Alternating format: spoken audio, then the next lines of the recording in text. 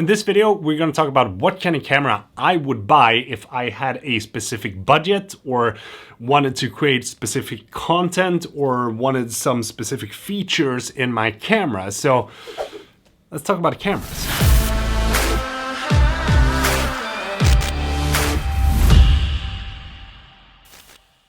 So I'm just to start off by saying thank you so much to everyone that is here watching my videos, enjoying the content, sharing the love here on the channel. And if this is your first time watching me, my name is Peter, I am from Sweden, and I would highly appreciate it if you hit that subscribe button.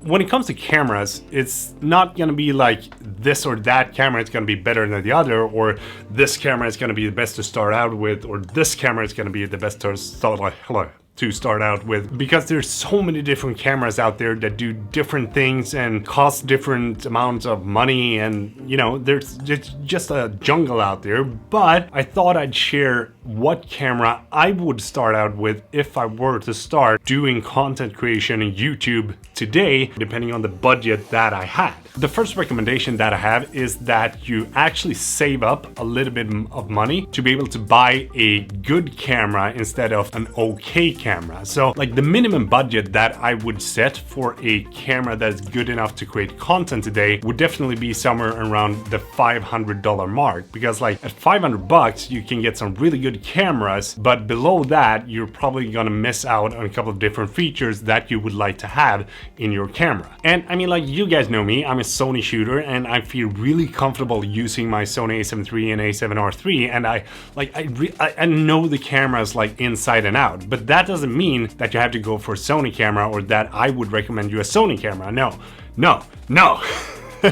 So when you have around like 500 bucks, there's gonna be a couple of options that I think is really good options for you to get started with. And one of them is obviously gonna be the Sony a6000, because that's a camera that we have talked about before here on the channel. And it's a really good camera that is, I think it's just below 500 bucks right now, that I think has a lot of the features that you wanna have. But what that camera is lacking is a microphone jack for YouTube videos, so that you can like plug in an external microphone and record videos like these. But I do think there is a fix to like get an external microphone onto that camera using another port, maybe like the hot shoe or something like that. Not entirely sure, but I think so. The other Sony option would definitely be to get a used Sony a6300, because that is probably gonna be like just below 500 bucks as well. And I had a Sony a6300 when I was starting out that I shot this footage with, and I gotta say, if you can get the a6300 for around 500 bucks, it's gonna be a really good camera to start out with and get familiar with all the different settings and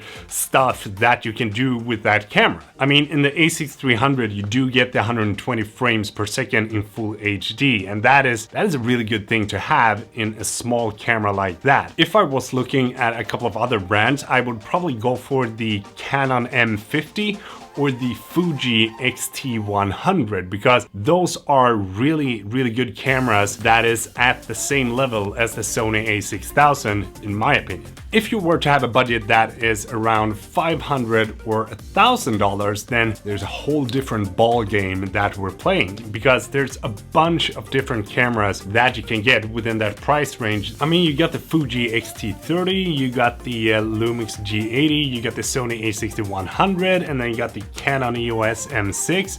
They're basically like the same kind of camera, except for the G80, which is going to be like a micro four thirds sensor. Personally, I would try to stay with an APS-C camera, because the bigger the sensor, the better the quality of your image is going to be. So if you're going to buy the Lumix G80, you also got to consider the size of that sensor, and the crop factor is going to be huge when you compare it to a full frame camera. But again, they're all great cameras, and you will definitely be able to create some really good content with any of those cameras. And when you go up from $1,000 and upwards, there's gonna be like, you can literally go how far you want to go. I mean, like a red camera costs like, what is it, like $50,000, something like that. I don't know. It can be expensive. But when you go above that price range of $1,000, I would highly recommend you to go for a full frame camera, because a full frame camera is going to look so much better than an APS-C camera or Micro Four Thirds. There's just like a different look to a full frame camera than what you get with an APS-C camera or a Micro Four Thirds. I would highly recommend you to go for a mirrorless camera, and the reason for that is because I think that the mirrorless cameras is going to be the future of where cameras are heading with all the different technology, the firmware updates, and everything in between that makes those cameras so good. I mean, you got the Canon EOS RP that is really cheap for being a full frame camera. You got the Sony a7 III, which is a really good full frame camera. You also got the Nikon Z6 and Z7, which are also great full frame cameras. And one of the biggest reasons that I think that Sony APS-C cameras is a great starting point when you're like jumping into creating videos and buying your first camera is that the mount is the same on both the APS-C camera and the full frame camera. So no matter if you're buying the lenses for the APS-C camera, you can still use them when you upgrade to a full frame camera without having to have any kind of adapter or losing any kind of functions that those lenses have. Everything is of course going to depend on what kind of budget that you have. That's going to be like the sole factor that will decide what kind of camera that you should get, what kind of content that you want to produce, and what need do you have from the camera. Do you really need to have the 120 FPS, or do you just think it looks cool? Or do you really need to have a 4K camera when everyone is basically consuming the content on their cell phone? So a couple of features that I would prioritize if I were to buy a camera today with everything that I know right now. Number one is definitely going to be to buy a camera that suits your needs and doesn't require you to upgrade as soon as you buy the camera because it lacks this or that or this or that. Number two is having a microphone input or the ability to use a mic on the camera, because being able to have sound like this is really important, especially when you want to create YouTube videos or B-roll sequences, and just grabbing the mic, attaching it onto your camera and record some sound effects, or having a dialogue with the camera for your YouTube videos, or recording an interview. If you just like take an extension cord and then plug that into the camera and microphone, then you can just like get some really nice audio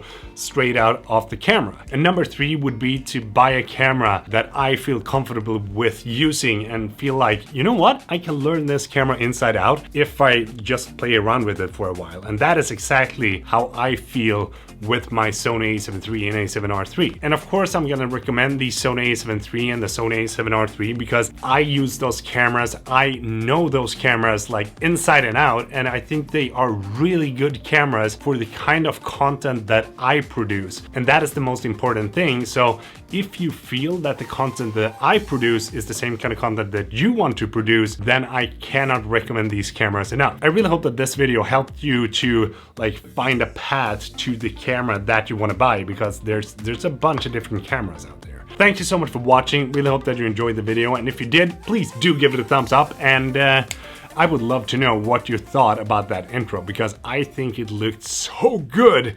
And I mean, like, we got that new hot logo right there, so drop a comment. And if you haven't subscribed yet, that'd be highly appreciated. Until next time, Peter from Sweden, out.